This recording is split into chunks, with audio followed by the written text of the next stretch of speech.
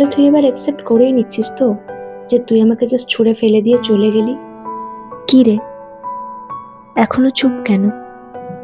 Last 4 মাস ধরে তো চুপ করেই কাটিয়ে দিলি।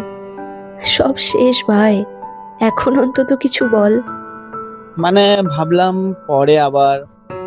কি কি বললি আর একবার বল। মানে তুই বলছিস তুই আবার পরে নতুন করে আসবি আর আমি আবার তোকে সুযোগ দেব? মানে সিরিয়াসলি, কি ভাবে এই মানুষগুলো নিজেদের?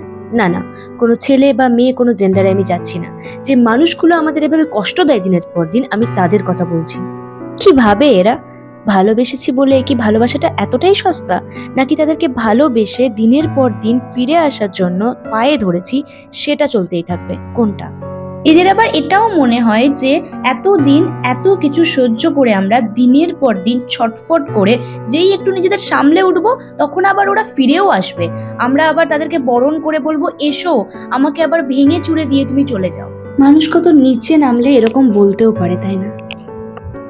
আসলে কি বলতো, আমাদের এই পাগলের মতো ভালোবাসাটাকে না ওরা এতটাই সহজ আর সস্তা বলে মনে করে যে ওরা ভাবে আমরা মানুষই নয়, আমাদের হয়তো কোনো অনুভূতিই নেই। তাই আমাদের যখন ইচ্ছে ছুঁড়ে ফেলে দেওয়া যায়, আবার যখন ইচ্ছে কাছেও টেনে নেওয়া যায়।